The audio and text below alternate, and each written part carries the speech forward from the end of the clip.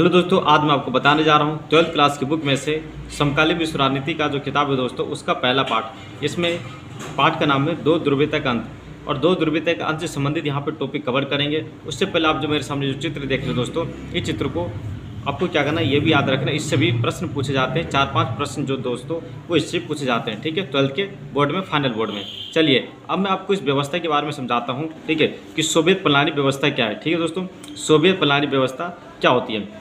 तो इसका पहला पॉइंट क्या है दोस्तों, आप देख सकते हैं, समाजवाद के विचार से प्रेरित व समतामूलक समाज की स्थापना। यानी कि सोवियत व्यवस्था ऐसी व्यवस्था थी जहाँ पे सभी चीज़ें समान थी। सभी चीज़ें समान का मतलब होता है कि यहाँ पे सुई से लेकर, ठीक है, सुई से लेकर हवाई, ठीक है, हवाई जहाज़, सुई से लेकर हवाई जहाज़ तक का जो निर्माण है दोस्तों, उस सोवियत संघ के अंदर होता था।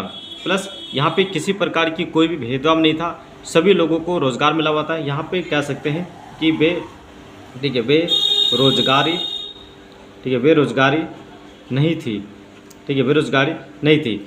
स्वास्थ्य जो व्यवस्था थी दोस्तों, संचार व्यवस्था थी, वो सभी के सभी क्या थी, उन्नत थी और अच्छी थी। ठीक है, सोवियत प्रणाली के अंतर्गत यहाँ पे देख सकते हैं, यहाँ पे समाजवाद लिखा गया है, ठीक है, इसको समाजवादी विचारधारा भी कह सकते हैं, जो अमेरिका से थोड़ी हट करती है। ठीक है, तो इसकी पहली खासियत क्या दोस्तों, कि ये समाजवाद को लेकर चलता है, यानी कि सभी को बराबर, सभी की सैलरी बराबर होती थी, यानी कि सभी की आय बराबर, कोई यहाँ पे किसी प्रकार का भेदभाव नहीं। सरकार जो था दोस्तों, सरकार जो थी वो संसाधन पे पूरा अधिकार जमा कर रखी हुई थी, यानी कि किसी को भी खुद से, यानी कि खुद का कोई प्राइवेट यहाँ पे ज़मीनें नहीं हुआ करती थी, निजी ज़मीनें, वो सभी के सभी सरकार के अंडर में आती थी। चलिए इसका दूसरा पॉइंट समझते हैं।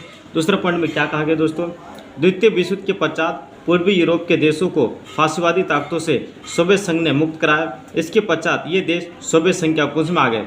ठीक है, जहाँ जहाँ सोवियत संघ का जो अंकुश था दोस्तों, वहाँ पे सोवियत प्रणाली लागू की गई। ठीक है, उसके बाद आगे बढ़ते हैं। तीसरा पॉइंट जो दोस्तों बहुत ही ज़्यादा इंपॉर्टेंट है और ये आपको भी पता होना चाहिए। इसमें बताया गया तीसरे पॉइंट में कि संयुक्त राज्य अमेरिका से हथियारों की होड़ में सोवियत संघ को भारी नुकसान चुकाना पड़ा। ठीक है दोस्तों, यानी कि यहाँ पे हम कह सकते हैं अमेरिका, ठीक है, अमेरिका और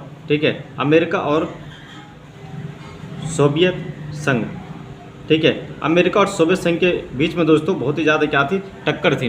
ठीक है, टक्कर की मैं बात करूँ दोस्तों, विचारों की भी लड़ाई थी और यहाँ पे हथियारों की होड़ भी हो गई। यानी कि अमेरिका सबसे ज़्यादा विश्व में ताकतवर बनना चाह रहा था और सोवियत संघ भी दोस्तों ये भी विश्व का सबसे ताकतवर देश बनना चाह रहा था दोस्तों। ठीक है, दोनों ही एक दूसरे को प्रतिस्पर्धा कर रहे थे, ये कौन सबसे ज़्यादा पावरफुल है, और इसी वजह से दुनिया दो ग्रुपों में बट रही थी, जिसको दो ध्रुवीय भी कहा जाता है। ठीक है, तो आप यहाँ पे आप समझ चुके होंगे कि ये क्या दोस्तों, दो ध्रुवीयता का अंत। ठीक है, दो ध्रुवीयता का मतलब है कि धीरे धीरे इन दोनों की लड़ाई में, यानी कि आप देख सकते हैं कि अमेरिका और सोवियत संघ की लड़ाई के चक्कर में दोस्तों जो पृथ्वी जो दोस्तों दो हिस्सों में यहाँ पे बट रही थी। ठीक है, आधे देशों पे अमेरिका का अधिकार था, ठीक है, और आधे देशों पे सोवियत संघ का अधिकार था। ठीक है, हम जैसे जैसे इस टॉपिक को आगे बढ़ेंगे तो बहुत अच्छी तरीके से आपको क्लियर होता चला जाएगा कि आखिरकार ऐसा क्यों हो रहा है। ठीक है, तो अभी हम सिर्फ यहाँ पे बात करें सोवियत प्रणाली क्या थी। ठीक है, तो उसके बाद आपको मैंने तीसरा पॉइंट समझा दिए हैं। चलिए अब मैं बात करता हूँ इसके चौथे पॉइंट की तरफ। ठीक है, चौथे पॉइंट में यहाँ पे क्या कहा गया, सोवियत प्रणाली में नौकरशाही सत्तावादी हो गई थी, जिसके नागरिकों का जीवन क्या था, कठिन हो गया था। क्या दोस्तों, नागरिकों का जीवन यहाँ पे कठिन हो गया था। नागरिकों का जीवन कठिन होने का यहाँ पे क्या रीज़न था दोस्तों, यहाँ पे सत्ता क्या थी, नौकरशाही।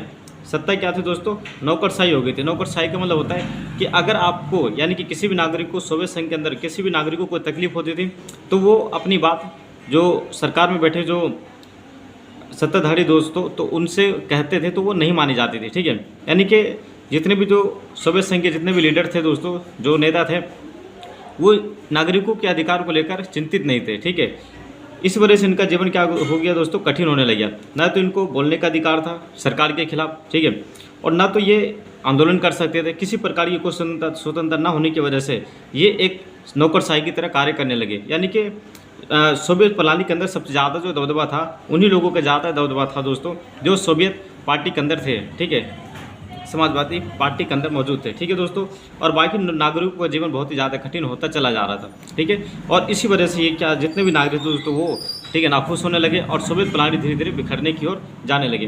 तो उसको हम बाद में कवर करेंगे, लेकिन अभी हम यहाँ पे इसकी कुछ विशेषताओं के बारे में पढ़ रहे हैं। ठीक है, चलिए, उम्मीद है कि आपको ये बिल्कुल क्लियर हो रहा होगा। चलिए आगे बढ़ते हैं। चलिए अब हम बात करेंगे इसके 5वें पॉइंट की तरफ। ठीक है, 5वें पॉइंट में क्या कहा गया दोस्तों, सोवियत संघ की राजनीतिक और आर्थिक प्रणाली में बदलाव आए जिससे उसकी अर्थव्यवस्था बहुत तेजी से बढ़ी और संयुक्त राज्य अमेरिका के बाद विश्व की दूसरी बड़ी अर्थव्यवस्था बन गई।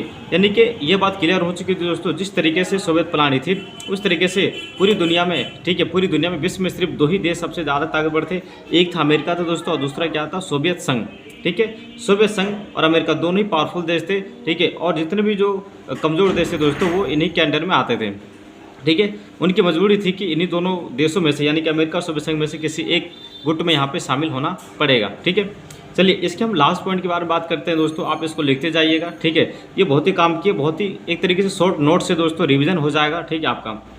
उसके बाद आते हैं बेल्जियम कम्युनिस्ट पार्टी के संस्थापक, 1917 की रूसी क्रांति के नायक, सोवियत प्रणाली गणराज्य के संस्थापक अध्यक्ष बने। ठीक है, तो यहाँ पे ये बताया गया कि मैंने यहाँ पे सोवियत प्रणाली के बारे में बताया है, क्या इसकी व्यवस्था थी। इसी तरीके से एक एक वीडियो लगातार एक सीरीज चलेगी दोस्तों, पूरी बुक जो है बिल्कुल शॉर्ट नोट्स की तरह आपको कवर कराया जाएगा। ठीक है, अगर आप भी अपनी तरफ से ये जानना, ठीक, कोई सवाल पूछना चाहते हैं तो इस वीडियो को नीचे कमेंट सेक्शन में जाइए और ये वीडियो कैसी लगी, ये नॉलेज कैसी लगी, ठीक है, क्या आपके काम आई कि नहीं आई, तो वीडियो में कमेंट बॉक्स में जाके आप यहाँ पे कमेंट्स लिख सकते हैं। मिलते हैं अगले वीडियो में, तब तक के लिए आप अपना ख्याल रखिएगा। ओके, नमस्ते, बाय।